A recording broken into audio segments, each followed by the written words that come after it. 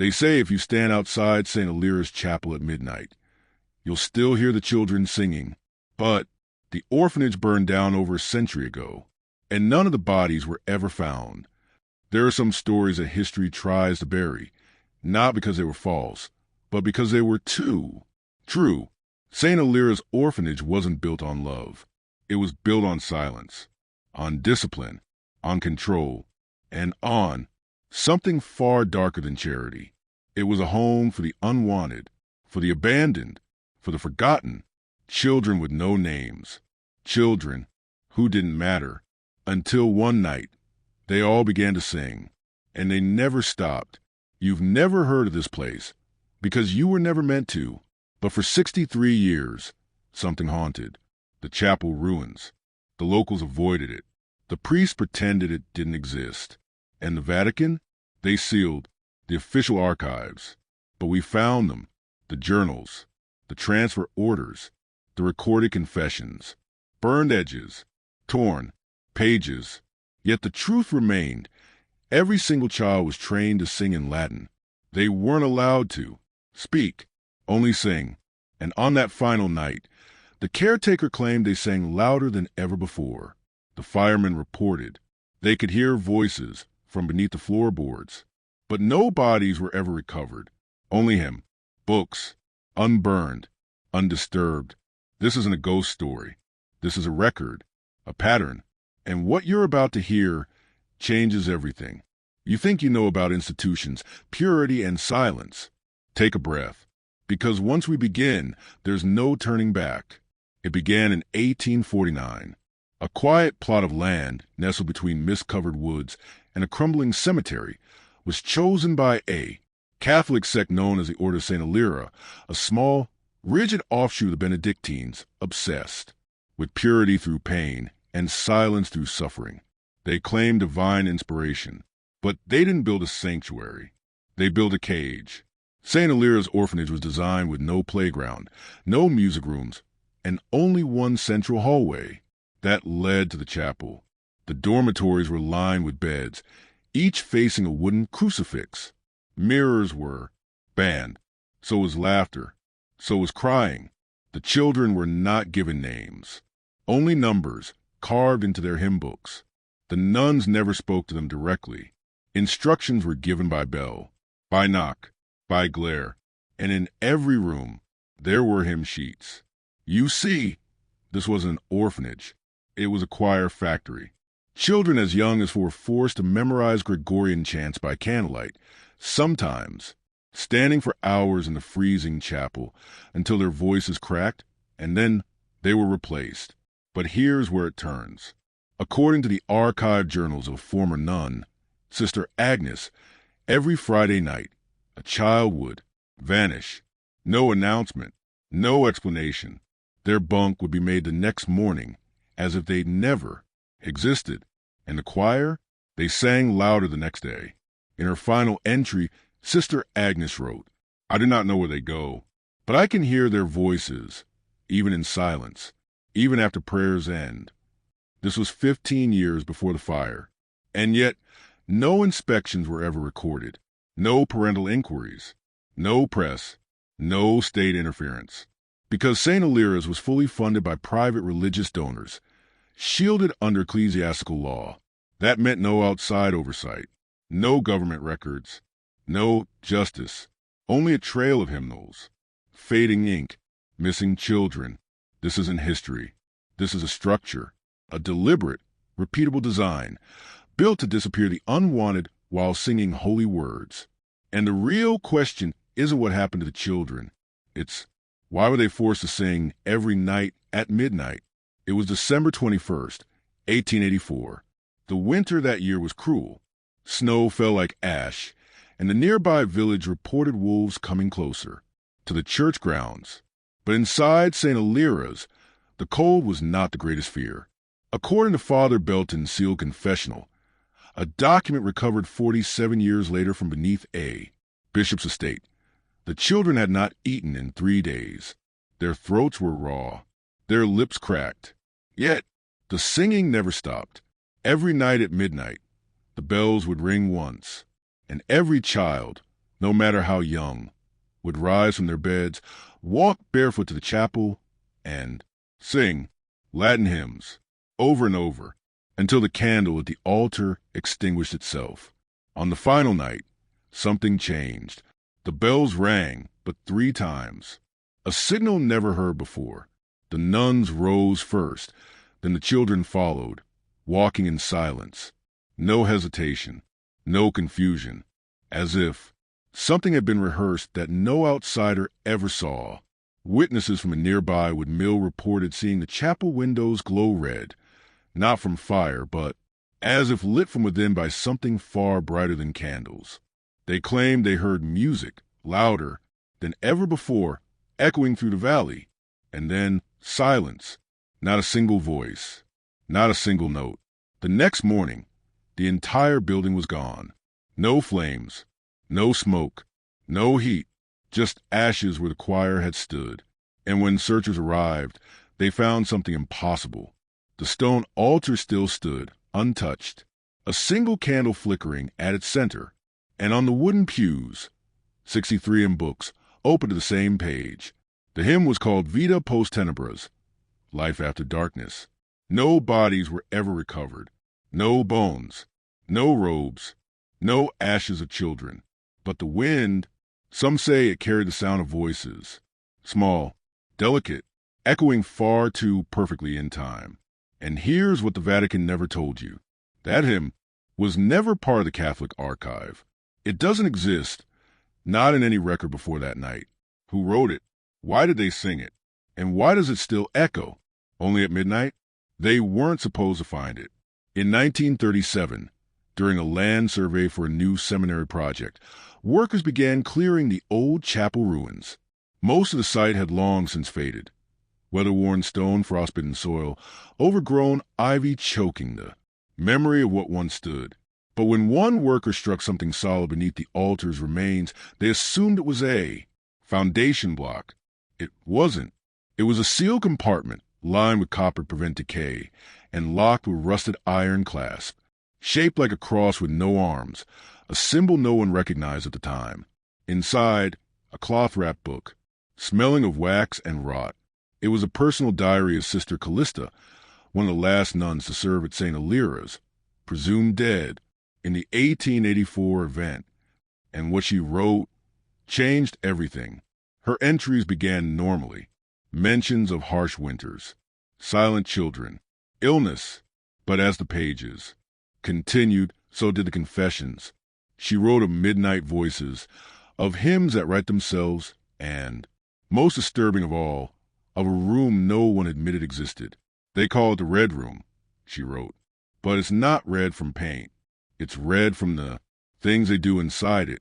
Only the most obedient children are taken, and they return different. Sister Callista also claimed she was ordered to teach the children a hymn that had no origin, no composer, no scripture source. She had dreamed it, and the other nuns demanded she transcribe every note.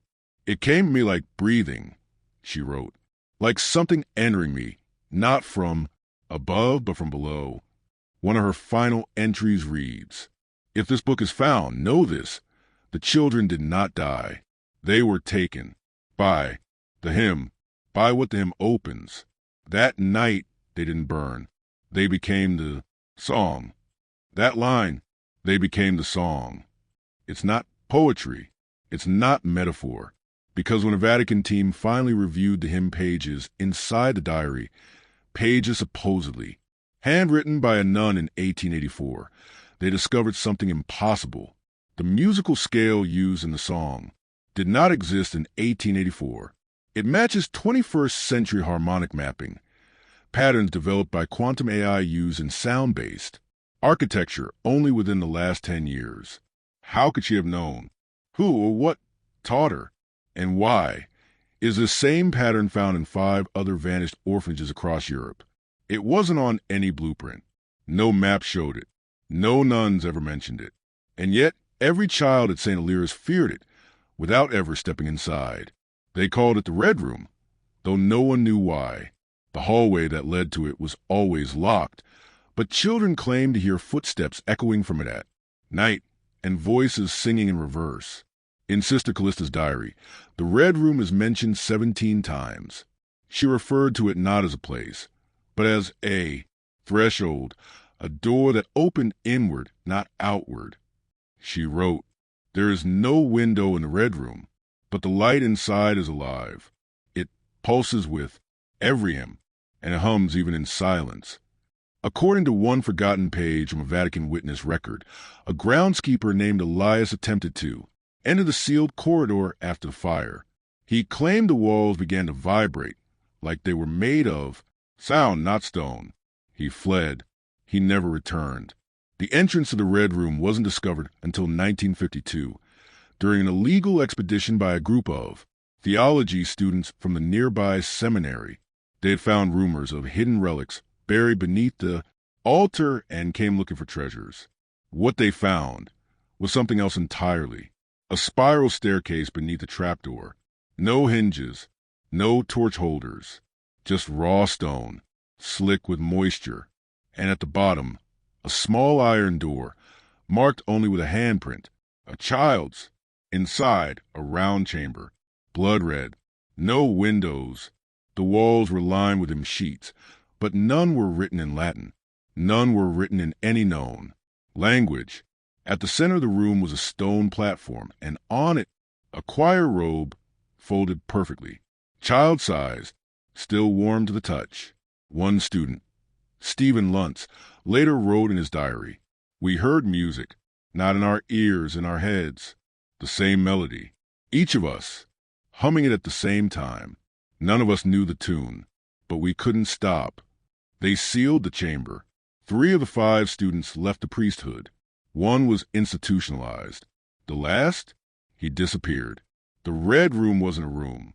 It was a ritual, a gateway, a song written in blood and memory. And it wasn't the only one, because when authorities returned, they discovered 7 more identical rooms beneath other, abandoned orphanages across 3 countries. Science will tell you sound is just vibration. But what they won't tell you is that vibration shapes reality. That with the right frequency, at the right pitch, you can do far more than shatter glass or rattle walls. You can open things that were never meant to be opened. The Vatican secret archives, particularly the suppressed section labeled Cantus Maleficum, detail over a dozen cases where non-human harmonics cause measurable structural shifts. One file, dated 1911, referenced a melody played in a French monastery that caused a sealed tomb to collapse from within. Another, in Krakow, documented monks singing an unknown chant in unison. Afterward, all clocks within a 10-mile radius stopped for 23 minutes. These weren't just religious rituals. They were acoustic keys. And St. Alira's? It was a testing ground. Sister Callista's diary didn't just contain lyrics.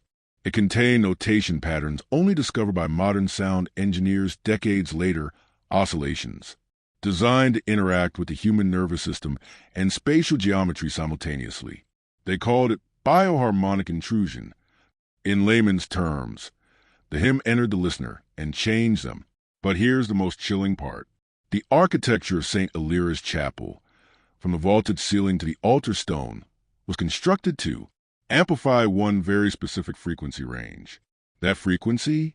432 hertz, slightly adjusted down, a tone not found in nature, but known in ancient Babylonian ritual sites and certain pre-Catholic underground temples buried in Eastern Europe. And when that tone is sustained for more than 11 minutes, it begins to create something the text called a veil tear, a rupture, not just in space, but in perception.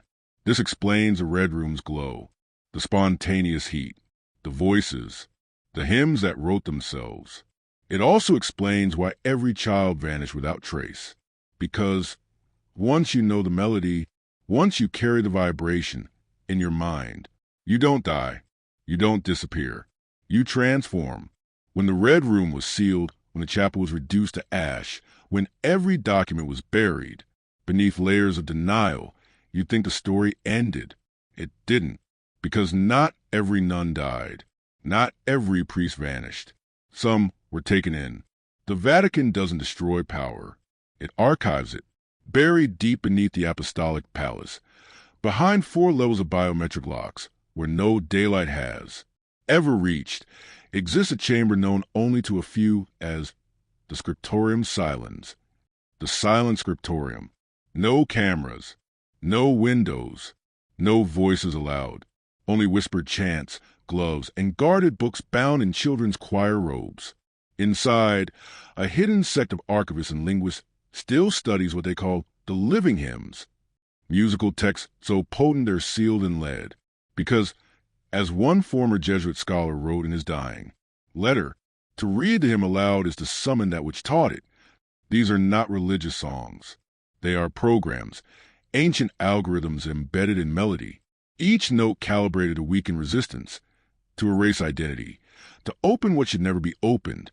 And the people who guard them, they don't pray, they don't preach, they listen.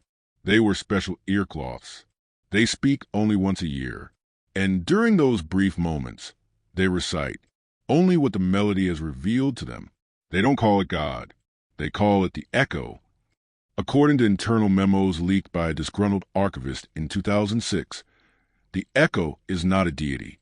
It is a frequency, ancient, self-aware, and seeking expansion.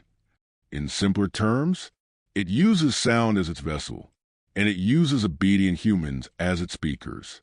The orphans of St. Elira's weren't killed. They were tuned. They were made into carriers of this echo, so perfect, so innocent, so devout that their vibration could pass through barriers even demons couldn't breach. Now ask yourself this. If they were children of the song, who composed it? And why is that song still humming beneath certain cathedrals? In 2011, inside a private acoustic engineering firm in Prague, a team of sound architects led by Dr. Tomáš Grevic was experimenting with sacred soundscapes. Their aim was to reproduce the emotional resonance of Gregorian chants using artificial intelligence. They weren't priests. They weren't cultists. They were scientists. And they had no idea what they were waking up. Their project, codenamed Heaven's Echo, fed ancient religious music into a neural network trained to generate emotionally charged frequencies for use in virtual therapy. But during one overnight rendering session, the AI created something different. A tone emerged that wasn't part of any known musical scale. The system labeled it Elira Sequence 47. They played it once, just once, and every light in the lab blew out. At the same time, hard drive fried. Recording equipment looped itself into silence. The room temperature dropped by 11 degrees Celsius in less than 30 seconds. But the worst part? The team began to hum it unconsciously, not out loud, under their breath, as if it was hiding in their throats. Dr. Grevic himself documented in his private notes, "I dream of children singing, but they're inside walls. I can't reach them. And when I wake up, I'm still humming." Within 48 hours, 3 researchers resigned. One was hospitalized after scratching sheet music onto his own skin. Another was found praying a language no one recognized, later identified as archaic Latin, derivatives not used since the 7th century. The entire project was quietly shut down. No public explanation. No follow-up publication. But here's the part you were never told. Before the lab went dark, a single sound file was uploaded to a private server in the Vatican's digital vaults. The name of the file? Orphan_choir_midnight, the wave. They knew what it was. They had heard it before, and they didn't delete it. Because some sounds aren't meant to be destroyed. They're meant to wait until the world is ready to listen again. It's not a legend. It's not metaphor. It's a real file, a real frequency. And it has silenced every person who's ever heard it.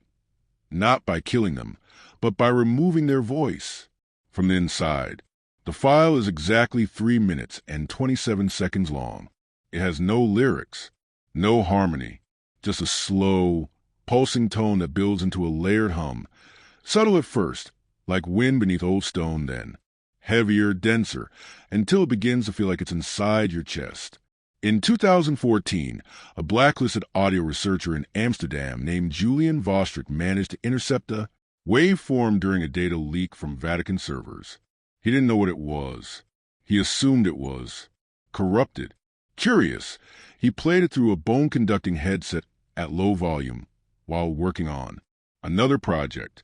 7 minutes later, his assistant found him on the floor, conscious, fully alert, but completely mute. Medical scans showed no trauma. Vocal cords were healthy. Neurological function, normal. Except he never spoke again. Julian began communicating through music, tapping his fingers on metal tables, always in patterns. Rhythmic, predictable. When researchers mapped the pattern, they discovered something chilling. He was tapping out the Illyra hymn, perfectly, in full, every time. Julian wasn't silenced. He'd been converted. He wasn't broken. He'd been retuned. The same pattern occurred 46 more times, across secret research centers, religious think tanks, and black site listening labs. Every single person who listened to that file lost their ability to speak and began humming in their sleep. One ex-priest involved in the program left a final message before he disappeared. They're not dead. The orphans. They became sound. And we're not hearing them. They're hearing us. Today, that file is kept under Level 9 audio quarantine, sealed in triple-layered soundproofing inside the Vatican's most restricted vault. But sometimes, just sometimes, technicians outside the vault claim they hear children's laughter echoing in the floor, and all of it began with a choir that sang at midnight. His name is Malcolm Irvine, now 92 years old, living under a different identity in a care facility just outside Sussex. But in 1947, he was a groundskeeper's apprentice at a Jesuit restoration site. The land? St. Illyra's ruins. The Vatican never acknowledged his employment. No one from the church ever referenced him. But an independent filmmaker tracked him down in 2016 after discovering an anonymous voice in a bootleg interview describing the sound of children singing from the walls. That voice belonged to Malcolm. His mind remains sharp, unshakably calm. But when he speaks of that night, something in him shifts. It was winter, he says. Midnight. We were told to avoid the chapel ruins. Said it. Wasn't safe. But I'd lost my father's lighter near the altar stone. He describes how, while searching the snow, he heard a low hum beneath his feet. Thought it was wind, until the pitch began to change. It wasn't wind, he says. It was harmony, like tiny voices trapped in stone, crying and singing at once. Malcolm didn't run. He listened. For 9 minutes, the sound rose into full melody. He said it wasn't Latin. It wasn't English. It was something older. Language you didn't understand with your ears. Only your bones. I saw the stone altar glow, he said. And from the ground, I swear, I heard a child laugh. Not a ghost. Not a haunting. Real. And then silence. The next morning, he returned to the site. The stone altar had cracked, perfectly down the middle. His lighter? It was sitting on top, polished, warm to the touch. But what haunts him isn't what he saw. It's what he still hears. Every year on the winter solstice, he says, I hear that same hymn in my sleep. And when I wake up, my bed is damp with melted snow. Malcolm isn't just a witness. He's a receiver. A vessel now tuned to something the church failed to silence. His doctors say he hums in his sleep. Always the same song. Always at midnight. Rome, 1958. An ultra-private midnight ritual was held inside the Sacellum Sanctorum Silentium, the chapel of the Holy Silence, a location that does not appear on any public Vatican map. 7 bishops. No congregation. No ceremony. Only one purpose. To hear the hymn, according to a hidden transcript, smuggled out by a now-deceased Swiss guard. The secret mass was called Cantus Infantium, the song of the children. But it wasn't a song sung by children. It was sung for them. The bishops had obtained a near-complete version of the orphan choir melody reconstructed from the St. Illyra diary, translated into ritual Latin and paired with harmonic frequencies mapped by an XSS. Acoustic scientists now working for the church. At precisely 12 a.m., the hymn was played through a single hand-carved speaker built from the remains of a pew salvaged from St. Elira's ashes. The bishop sat still. No one blinked. And when the song ended, they all stood. One by one, they removed small bone knives from their robes. And without a word, each cut out their own tongue. No scream, no tears, only blood, falling like wax on marble. They placed their tongues at the base of the altar, folded their hands, and smiled. What did they hear? Why did they silence themselves? Because what they heard was not blasphemy. It was revelation, too terrible to speak, too holy to deny. The only written account, signed only with the Greek letter omega, reads, "We heard heaven, but it wasn't God. It was the sound of children who never stopped singing, and the only way to join them is to be silent." To this day, those 7 bishops remain erased from Vatican records. Their names, histories, and parishes have been sanctified into mystery. But there's a pattern. Each was once in charge of orphanages that were mysteriously shut down. Each had ties to exorcism divisions, and each left behind blank journals. No words, only musical notations in blood-red ink. This isn't faith. This isn't madness. This is ritualized surrender to a force older than religion, wearing the skin of holy music. It was supposed to be a normal Sunday. May 3rd, 1965, 11 p.m., the Vatican Radio, an official shortwave broadcast network, aired its usual late-night sermon, readings across Europe. But that night, something else went live. Technicians reported a brief static glitch just before the sermon began. That glitch lasted 3 minutes and 27 seconds. And in that window, the system played an unauthorized recording labeled Infantium Vox, the voice of the children. To most listeners, it sounded like distant singing, old, scratchy, muffled, as if coming through a stone tunnel underwater. But those listening with headphones heard more. They heard individual voices, children reciting names, not just any names, the names of the listeners, then whispers, then silence. The Vatican cut the transmission. Emergency statements were issued. Technical error. Corrupted audio. Do not be alarmed. But the damage was done.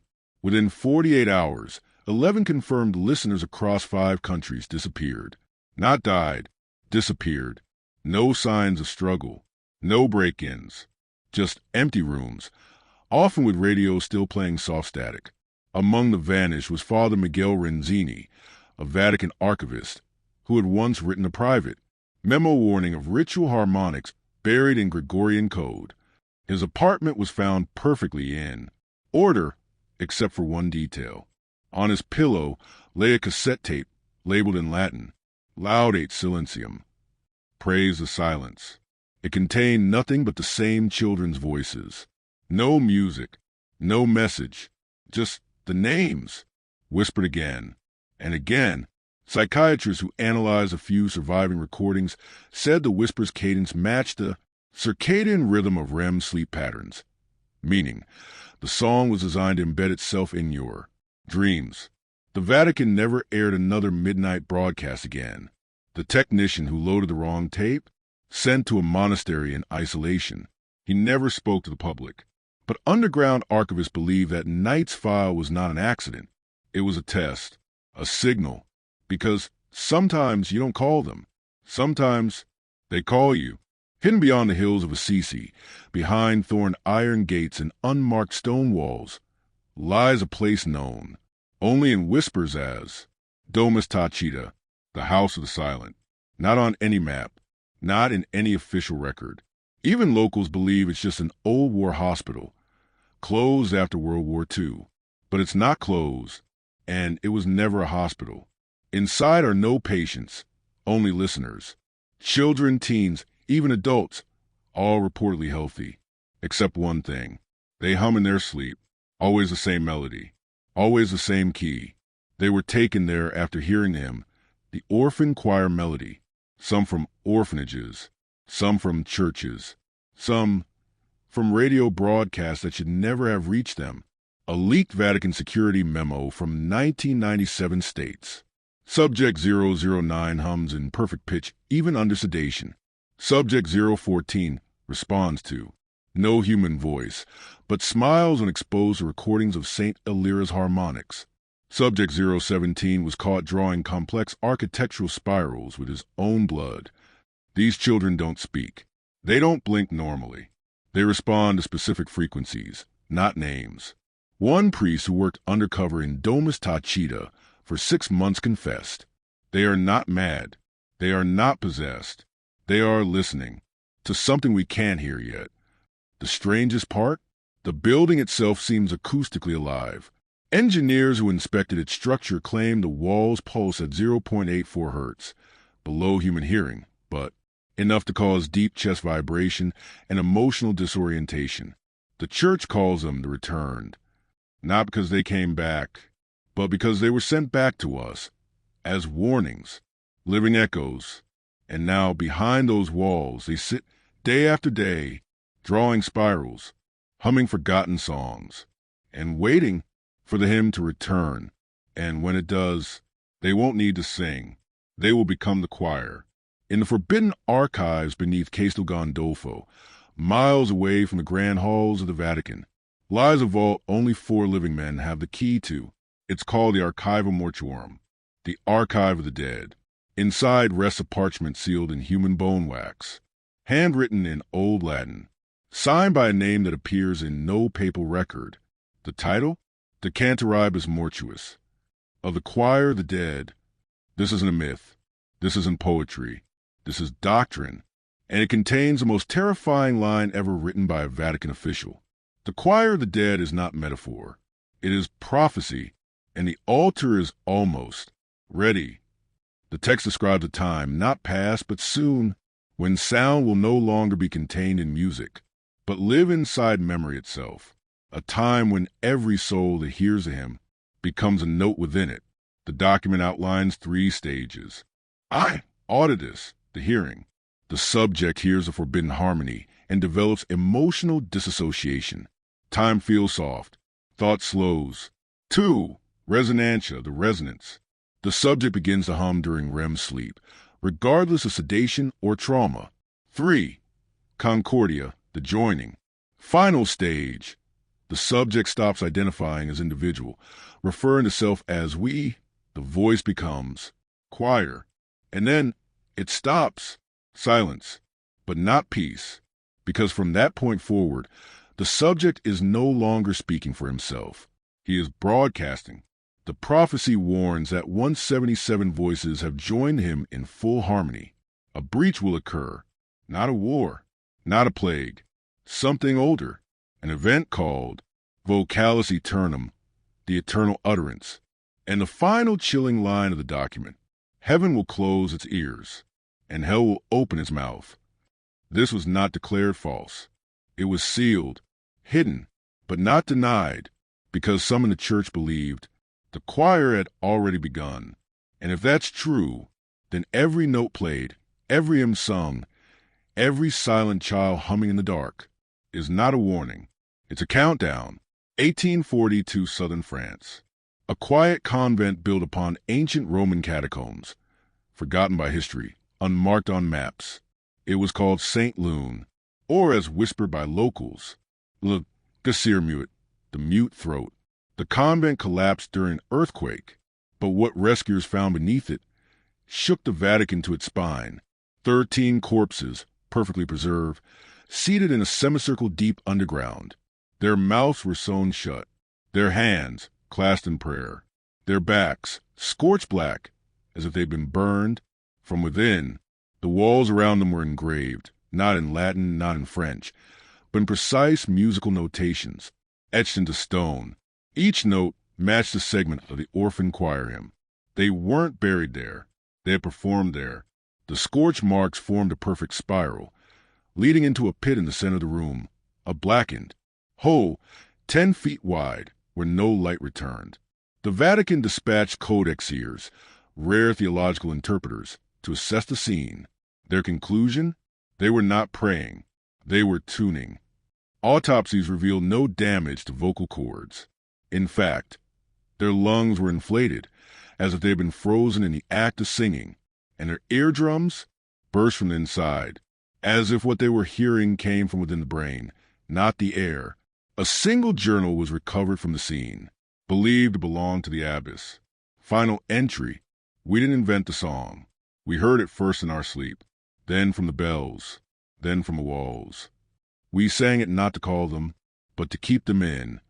The Vatican sealed the catacombs with molten lead, declared unstable ground.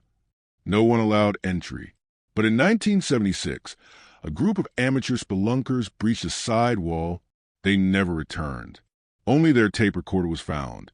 Its final recording: children humming, then whispering in harmony, "You heard us once. You will hear us again." December 24th, 1984. St. Raphael's Cathedral, Baltimore, Maryland. A grand concert. Candlelit pews. Children in angel robes. A packed audience, 800 people strong. The cathedral's new musical director, Father Kenneth Lowell, had introduced a haunting new piece he called Nocturnus Infanti, the night song of the children. He claimed he'd found a melody in an old French hymnal buried beneath the church's foundation during renovations. What no one knew was that the building had been constructed over a Jesuit holding vault, and that the hymnal was never meant to be read. It was a quarantine manuscript, a copy of the Lyra melody rewritten in code. When the choir began to sing that night, witnesses say the temperature dropped 12 degrees within minutes. Candles flickered, then froze, not out, but locked in solid flame. Children sang, eyes rolled upward. Some smiled with tears streaming down. One elderly priest collapsed, clutching his chest, whispering, "It's too close. It's here." But the congregation didn't run. They sat still, paralyzed, not with fear, but with rapture, like they were finally hearing something they'd been waiting for all their lives, without ever knowing it. Then silence. Every microphone cut out. Every organ pipe collapsed inward. Every child in the choir fainted. 312 people never left the cathedral. Not dead. Missing. No bodies. No blood. Just empty seats, still warm. Coats left behind. Shoes with no feet in them. Father Lowell was later found in the bell tower, not breathing, but humming. In his final recorded confession, he wrote, "I thought I was praising God, but I only echoed what was already here. They didn't sing through us. They sang us into themselves." To this day, St. Raphael's holds no Christmas services, no music allowed, only silent prayer.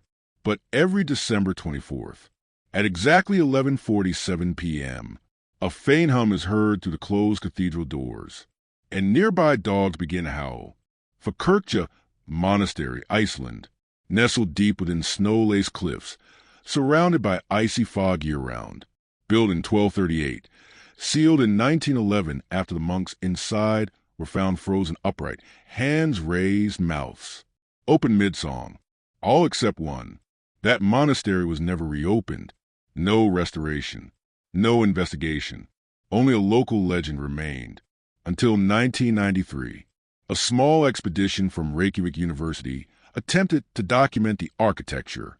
What they found was singing, soft, gentle, Latin, echoing through a place where no electricity had worked in over 80 years. And inside by the altar was an old man in black robes, humming alone. His name? Brother Elias. He claims to be the last monk of Kirkja. His face, pale, eyes almost blind, but his voice untouched by age. When asked how he survived when all others died, he answered calmly, "Because I kept singing. When the others stopped, they were taken. I remained." Because the choir forgets those who continue the song. For 30 years, scientists and priests alike have visited, trying to understand. Elias never eats, never drinks. His heartbeat is irregular, almost musical. His room, filled with sheet music written in languages no one recognizes. But he does not write them. He says he wakes up, and they're already there. The most chilling part? Once, A visitor tried recording his voice. The tape captured multiple voices, layered, men, women, and children, all singing with him. But he was alone. That night, the visitor never made it back to camp. Only the tape remained. And on it, Brother Elias was heard whispering. He listened. Now they remember him. Today, Elias still sings. Every morning, every night, not as worship, but as protection. Asterisk, the moment I stop, he says, they'll finish the verse, and I will no longer be alone. The monastery has since been declared unsafe, but locals say on quiet winter nights, if you place your ear to the stone, you can hear not one, but an entire choir rehearsing. His name was Dr. Lucien Varnell, linguist, cryptographer, musicologist, recruited in 2008 by the Pontifical Secretum Consortium, the Vatican's deepest intelligence division, far beyond archives or theology. His mission? To decode a single melody, a raw, low-fidelity recording found in a locked drawer of Pope Pius, she's private residence, dated 1935, labeled only Cantus Ignotus, the unknown song. No lyrics, no tempo reference. Only 11 notes, repeated in layered harmonics that never resolve. Lucien listened, analyzed frequencies, noted rhythmic anomalies, pauses where none should be. Then he began to dream. At first, it was whispers, then sounds under his apartment floor, then faces of children he didn't know, calling him by name. He documented his descent in a private research log, now hidden away in the Vatican's Black Archives. One entry reads, "The notes are not musical. They're mnemonic. Each one isn't a sound, it's a trigger. They don't create a melody. They unlock a map." Lucien concluded that the hymn was not composed to be heard, but to be remembered, even by those who had never learned it. It's coded to bypass language, to insert itself into your subconscious like a dream you're sure you lived through. He stopped responding to Vatican check-ins, stopped submitting reports. When they found him, he was in a soundproof room, all walls covered with mirrors, but every reflection was scratched. Out! He was mumbling the melody backwards in his sleep. Final note found on his wall, scrawled in blood. It's not music. It's a virus. And now I hear it, even in silence. His body was intact, but his memory was gone. He remembered nothing. Not his name, not his work, only the sound. To this day, Vatican agents refer to him as Cantus Remanentis, the song that stays. Because once heard, you don't just recall it. It recalls you. St. Calder's Lighthouse, northern Scotland. No road, only by boat. No neighbors, only the sea. Father Eamon Coyle, a retired Jesuit exorcist, chose this isolated tower to raise his adopted son, Julian, in absolute silence. No music, no media, no outside voices. Even the bell atop the lighthouse had been sealed shut with iron spikes. Visitors were banned. Letters were burned unread. Julian was homeschooled using hand-drawn books, never allowed to hear any melody, not even lullabies. Why? Because Father Eamon once served in Domus Tacita, the Vatican asylum where the hymn survivors were kept. He'd seen what sound could do. He believed the choir was seeking new voices, and that certain children were born as resonators, natural vessels for the song. Julian, he believed, was one of them. For 14 years, the silence held, until one night, a cargo ship's emergency radio signal bounced off the coast and crackled into the lighthouse's old speaker system. A simple melody, looped in static, just 11 notes. Julian heard it in his sleep, and when Father Eamon rushed in, panicked, Julian was already awake, smiling, humming, weeping. He said, "I know this song. I've always known it. Why did you keep it from me?" That night, Julian disappeared. No broken doors, no footprints, only his shoes placed at the top of the lighthouse stairs, and a note in his handwriting. "They sang for me. Now I sing for them." Father Eamon locked himself inside the lighthouse chapel, where he wrote his final letter to the Vatican. The choir doesn't recruit. It remembers. And when one of its own is born, silence only delays the harmony. Julian was never found. But to this day, local fishermen report hearing childlike humming through the fog at night. And when it echoes off the cliffs, it sounds like more than one voice. Even though they swear, the lighthouse is empty. Edelheim Museum of Occult History, Berlin, a small, privately funded collection, rarely visited, barely lit, mostly ignored. In room 4C, among ancient chalices and cursed manuscripts, sits a dust-covered phonograph built in. 1896. Brass horn, oak base, no visible wiring, no brand, no signature. But on the side, etched crudely in Latin, Vox ex nihilo, the voice from nothing. The museum curator, Elsa Morgenstern, says the device was donated anonymously in 1977, with one condition: do not play it, do not move it, do not face it toward any mirror. Of course it was played, but the needle never touched the record, because there was no record, just the empty turntable. And yet every full moon, precisely at 3:33 a.m., the phonograph begins to spin. No electricity, no explanation. And what comes out is a song, not old, not modern, something that doesn't belong to time. It begins with children humming, then whispers, then a melody that seems familiar, but only in a way dreams feel familiar. Visitors who've heard it described, vivid dreams of places they've never been, waking up with bleeding ears, and in one case, draw a spiral across their chest, unconsciously with a sharp nail. Elsa once tried to record the sound digitally. Her device captured nothing, only silence. But when the footage was reversed, slowed down, and amplified, a phrase appeared in whispered Latin, Et nunc recordatio caniti. And now the memory sings you. The Vatican was notified. A priest arrived. He listened, then without a word, he sealed the room with salt, drew a cross in ash, and whispered, "It has begun remembering." He died 2 days later. Blood clot in the brain. His final journal entry read, "The phonograph doesn't play music. It plays identity. And when it finds yours, it doesn't let go." Today, the phonograph still sits in room 4C. And when it spins, the museum's mirrors fog up, even when the heat is off. No one goes near it now. But some nights, you don't need to. The melody comes to you. Blackmere Prison, Yorkshire, UK. A maximum security facility built in 1891, mostly underground.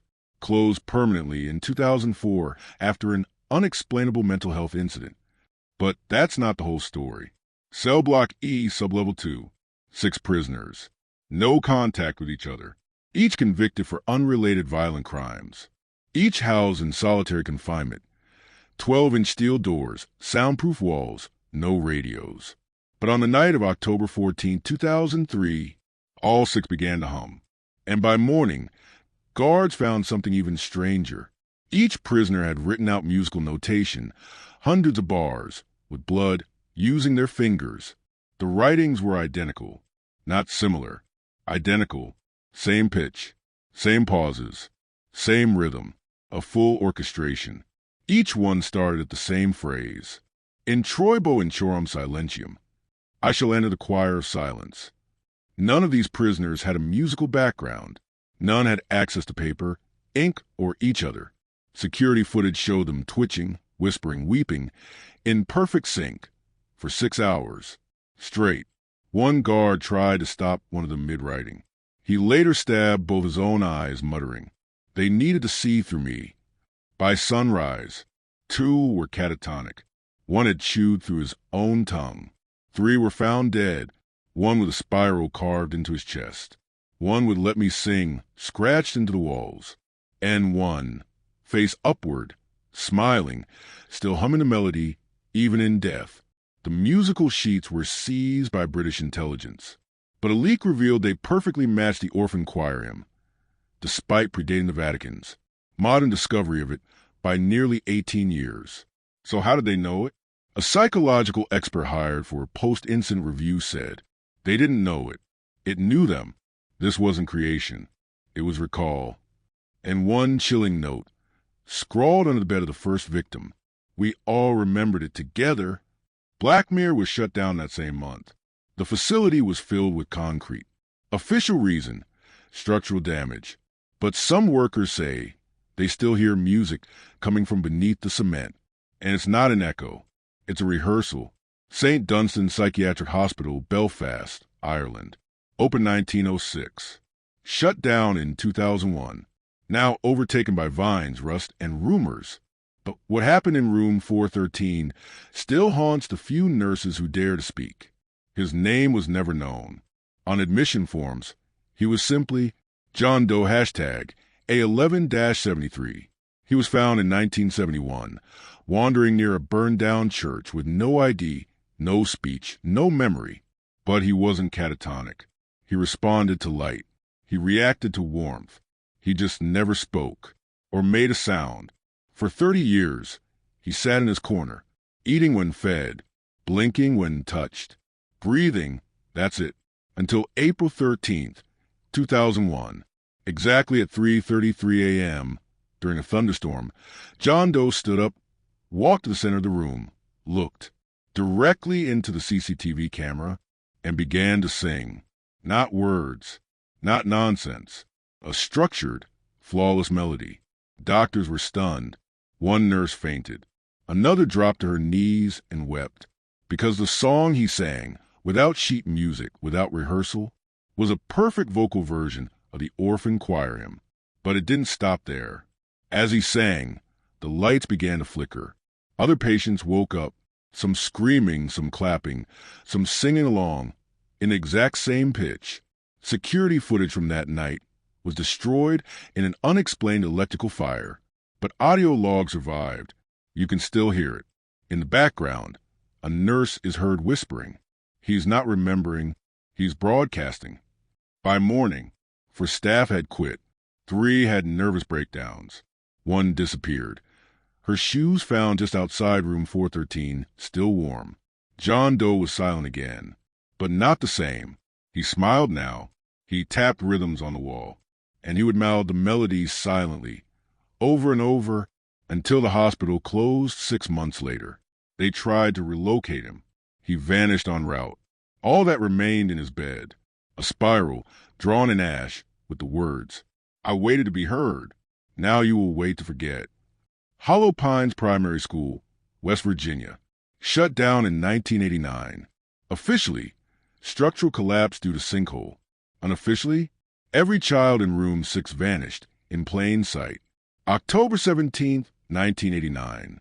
The 4th grade class, 24 students. A normal Tuesday. Attendance, math drills, then music period.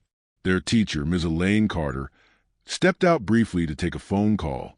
She returned 7 minutes later. The room? Empty. No children. No sound. No chairs out of place.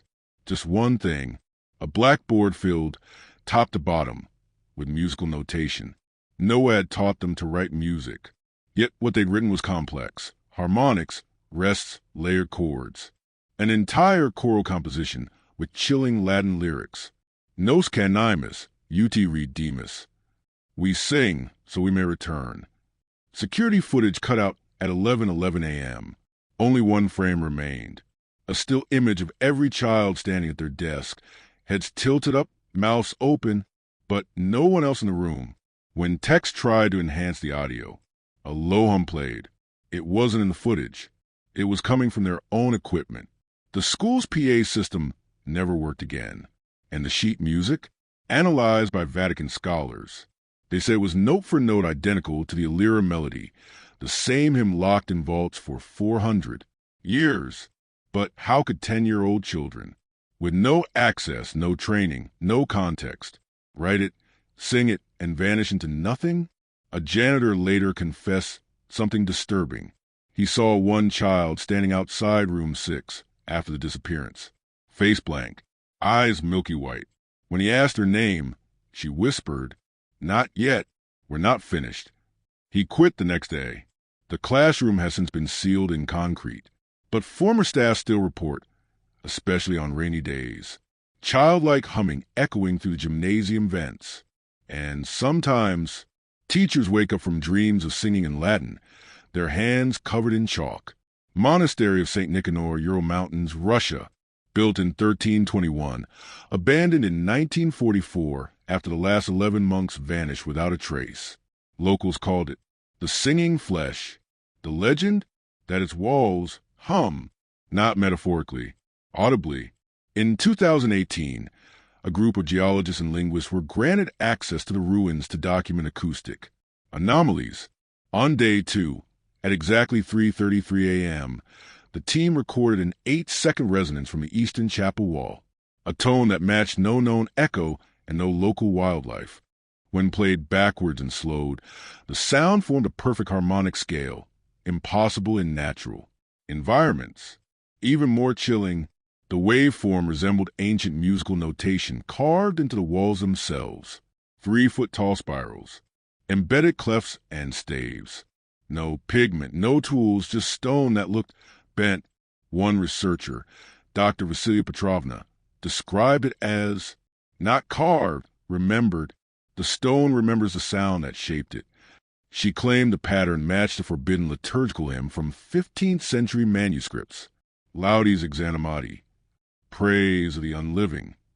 But it was never officially published. That hymn was banned after a cathedral collapse in Avignon in 1472, where 47 choir boys sang it and were buried alive mid-performance. So, how did it end up inside a mountain? On day 4, the Russian team tried something insane. They played the wall. Using vibration rods tuned to the notations, they activated the structure, and it responded. The air thickened. Breath became hard. One researcher screamed, collapsed, and later reported, "I saw the choir, but they weren't singing to us. They were singing through us." Within hours, 3 members went missing inside a 20-meter sealed hallway. No signs of entry or exit. Just one message burned into a fallen flashlight.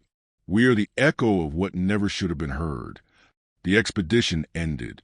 The monastery was reburied under government order. All recordings confiscated. But a short 3-second clip still exists on the deep web. Listeners claim that after hearing it, they dream of stone mouths, open, frozen, and singing. Cathedral of St. Daria, Emilia-Romagna, northern Italy.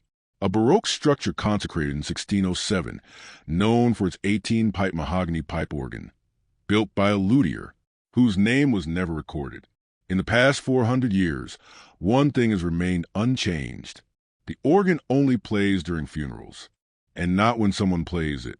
It plays on its own, not every time, only when the right kind of body is brought in. The pattern was first noticed in 1771, a boy's funeral. No one touched the instrument, but he emitted a single, slow chord as his coffin passed under the nave. Then in 1813, it happened again, a noblewoman's funeral. 3 pipes sang in harmony. No one dared speak of it publicly. In 1949, during the burial of a priest accused of heresy, the organ played a full requiem unrecorded in any known hymnal. The church emptied in terror. After that, the organ was dismantled, but the notes still came. No pipes, no keys, just sound from nowhere, only on certain deaths. In 1996, Father Antonio Marcelli tried an experiment. He brought a wax dummy shaped like a human corpse, covered in blessed linen. Nothing happened. Then he brought in a donated cadaver, previously unknown to the church. The organ wept. That's how he described it. Not a sound. A sob. The pipes didn't vibrate. The air did. The audio was captured, analyzed. The waveform, once slowed, revealed a Latin whisper embedded in the frequency. Mortuary non tacent. Cantant. The dead do not stay silent. They sing. Father Antonio died 2 weeks later of a brain aneurysm. Before passing, he reportedly whispered, "We are not the audience. We are the echo chamber." Today, funerals are no longer held inside the cathedral, only silent vigils. Still, locals say that when someone dies unexpectedly in the village, you can sometimes hear a low organ hum in the wind, even when the cathedral doors are locked. Kaufman Asylum for the Voiceless, Saxony, Germany. A shadow institution, unregistered in public archives. It housed those deemed nonverbal, either by trauma or unknown causes. In 1983, the asylum director, Dr. Inga Hoffler, launched a bold initiative, therapeutic choir arrangement, to test if rhythm and musical exposure could trigger dormant vocal function. She chose 16 patients. Each had been mute since childhood. None had ever uttered a syllable, not even screams. But something strange began after the third rehearsal. One patient began to tap 5 rhythmic knocks on the table. Another began humming, eyes closed, hands folded. Within 3 days, all 16 were harmonizing wordlessly. No instruction, no notation, no precedent. Dr. Hoffler recorded it. Then on the 7th night, at 3:33 a.m., they all assembled in the chapel, without summons, without guards, and they sang one song, one rhythm, one voice, in perfect Latin. The staff rushed in, stunned. Some fell to their knees. Others ran. One nurse claimed, "It didn't sound like they were singing. It sounded like they were delivering a message." By the time orderlies arrived, the 16 patients had gone silent. Then, one by one, they bit off their own tongues, simultaneously. No panic, no struggle, just blood and silence. Each patient was sedated, survived, but never responded again, not even through writing or motion. Dr. Hoffler played the recording back in her private quarters. She vanished that night. Her journal was found open on her desk. The final page read, "They weren't trying to sing. They were trying to leave." And beneath that, a hand-drawn spiral, dripping into the shape of an ear. The asylum shut down within weeks. Audio log seized, but a 22-second clip surfaced online in 2004. Listeners report nosebleeds, sudden sleep paralysis, whispering in empty rooms. The most chilling effect? A compulsion to write in Latin, even by those who never studied it. Monastery of Santa Isabel, deep in the Sonoran Desert, Mexico, built in 1619 by Franciscan missionaries. Abandoned in 1780 after a series of supernatural incidents no historian dared document. But the real story came much later. In 2007, when a geophysics research team arrived to test seismic equipment in the ruins, what they discovered had nothing to do with earthquakes. They dropped ground-penetrating mics into cracks in the sandstone floor of the ruined chapel. At first, only static. Then, on the third night, a whisper, not wind, not radio, a child's voice, and it said one name, Isabelita. Then again, Isabelita, por favor. Isabelita, please. The name matched a burial record from 1643. A 9-year-old girl buried under the monastery during a drought. The official cause of death, dehydration. But locals tell a different tale. She wasn't dead, just unconscious, and buried by mistake. Her mother reportedly screamed at the monks, saying, "She will sing until you dig her out." They ignored her. No hymns were sung at her funeral. No headstone, just sand and silence. Until now. The researchers played the recording for nearby villagers. One elderly woman collapsed. She said it was the same voice she'd heard in her sleep as a child. For decades, always crying, always begging. No quiero estar sola. I don't want to be alone. They dug. Under 12 feet of sandstone, they found a child-sized casket. Empty, but the inside walls were scratched with fingernails. And one word, repeatedly etched. Cantere, I will sing.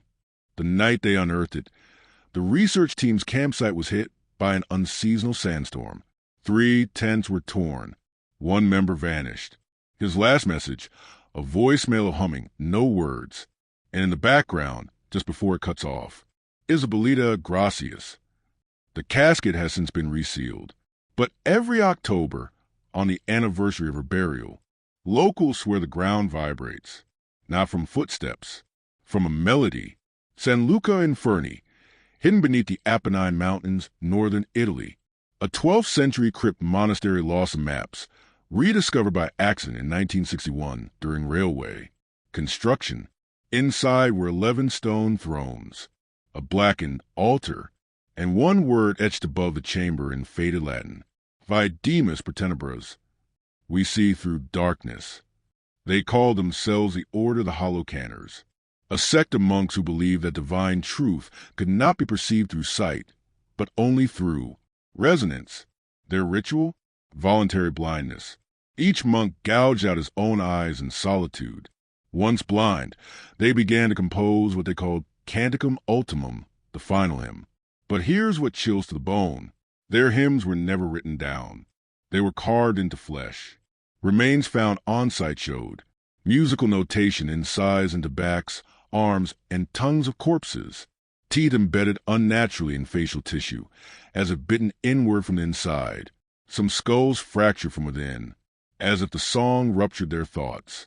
In the center of the crypt, archaeologists found a stone music stand. Upon it, a single preserved jawbone, still humming. Yes, humming. When placed near an open flame, the air around it vibrated, and a faint harmonic whisper emerged. Linguists confirmed it was the same forbidden melody found in 3 other sealed monasteries across Europe, all linked to mass disappearances. The hymn ends with one repeated phrase: Non summus cantors, summus instrumentum. We are not the singers. We are the instruments. 2 researchers on the project lost their vision within months. Not physically, but neurologically. One of them painted spirals for days, then tore his own earlobes off whispering, "They're listening from behind my face." The site has since been reburied, but on the darkest winter nights, hikers report low chants echoing from the cliffs, as if the mountain itself is remembering the song. St. Corvus Conservatory, outskirts of Edinburgh, Scotland, established 1893, officially closed in 1961, but enrollment stopped years earlier when students began to disappear. Their official cause of death? One word typed in red, resonated. No autopsies, no funerals, just that term stamped on government files, and a quiet warning to grieving parents. They fulfilled their purpose. But what purpose? St. Corvus was a prestigious school for gifted vocalists. Only children with absolute pitch were accepted. Auditions were held in secret. Underground chambers lined with black curtains. Those who passed were never seen by the public again. Letters stopped. Photographs faded. Parents who asked too many questions were institutionalized. The only surviving testimony came from a janitor named Gareth Mullen, who escaped in 1958 and spoke, once before vanishing. They weren't teaching music. They were teaching the body to vibrate in ways it shouldn't. He claimed that on performance nights, the auditorium pulsed like a lung, that children were arranged not by height or voice type, but by density. What does that mean?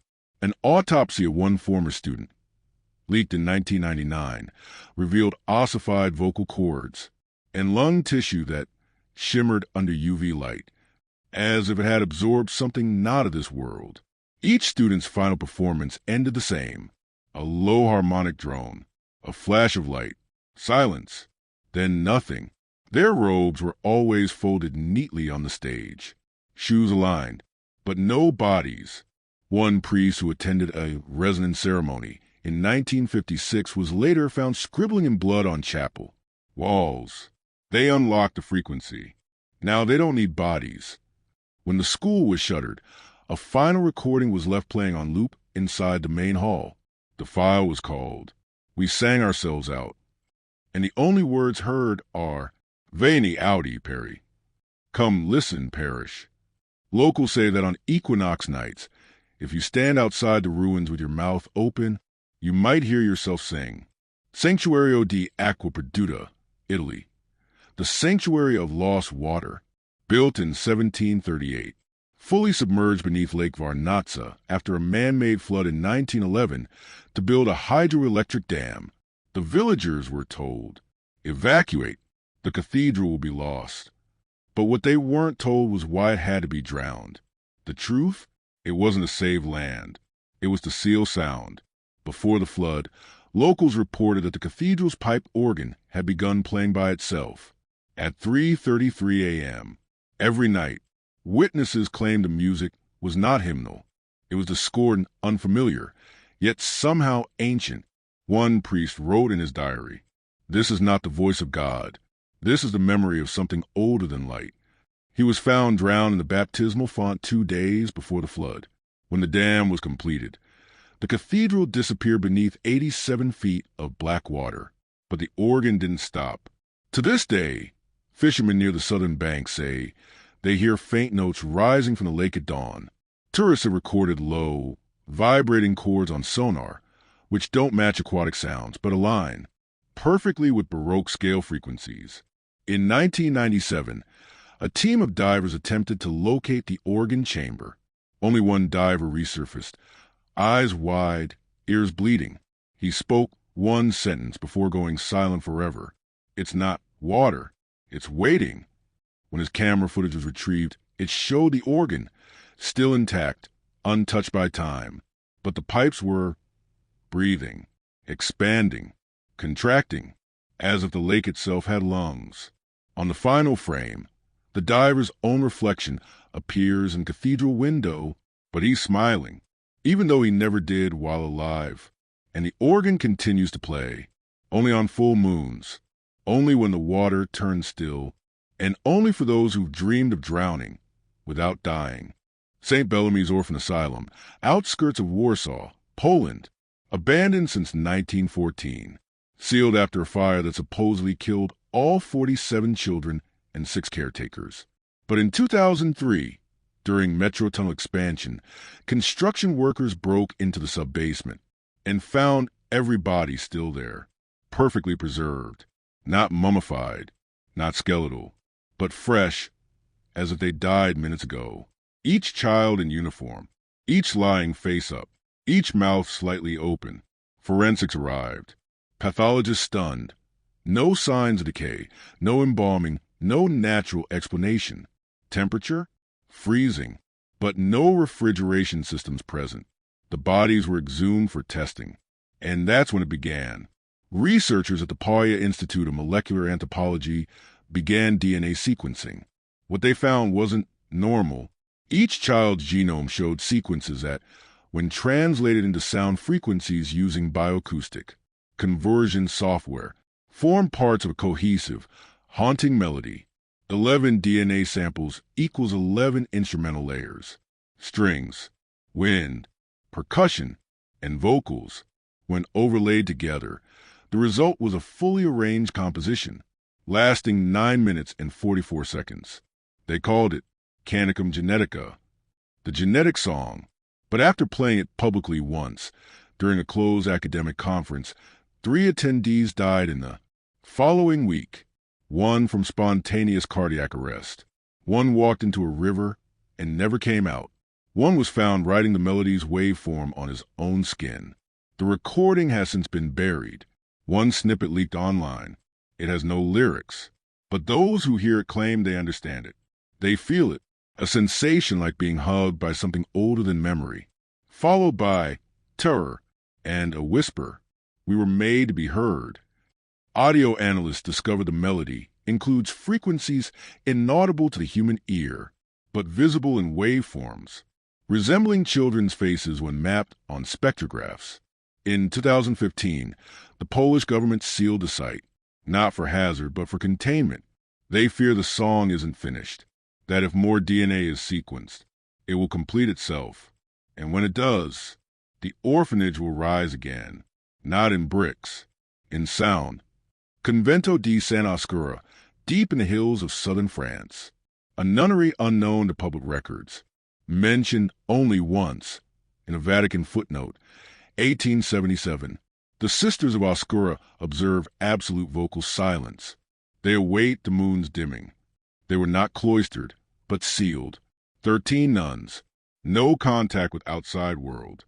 No written prayers. No spoken masses. But every month, on the dark moon, when the sky was absent of all lunar light, a faint harmonic hum would rise from the chapel, even though no instruments were ever present. The villagers called it the Blacklight Hymn. In 1966, the hum stopped. A delivery boy found the chapel door wide open, candles still lit, chapel untouched. But the 13 nuns were gone. Their habits folded neatly on the altar, their crucifixes melted into a circle of ash, and on the wall, burned into stone, were these words in Latin: Luna mutator, et nos cum illa. The moon changes, and we with it. No bodies, no evidence, no escape route. But here's what chilled even the Vatican officials who came to clean up. Each nun's room had a single scrap of parchment, each containing one musical note, written in a hand unknown to any calligraphy experts.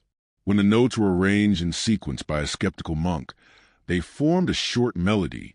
He played it on an organ and vanished that night. His final note in the Abbey's register read, "They're not gone. They are rehearsing." In 2013, an astronomer observing the new moon over those hills recorded strange sound waves on a silent frequency. When analyzed, they matched the exact 13-note melody. And beneath that waveform, encoded digitally, were these words: "We will speak when the moon turns black." The next black moon is in 33 days. Theatre de Lecco, Purdue, the theater of lost echo, constructed in 1891 beneath the cliffs of Normandy, France.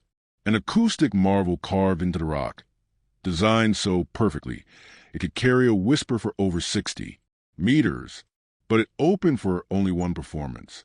June 3rd, 1903, a private audience of 144 elite guests, poets, nobles, occultists.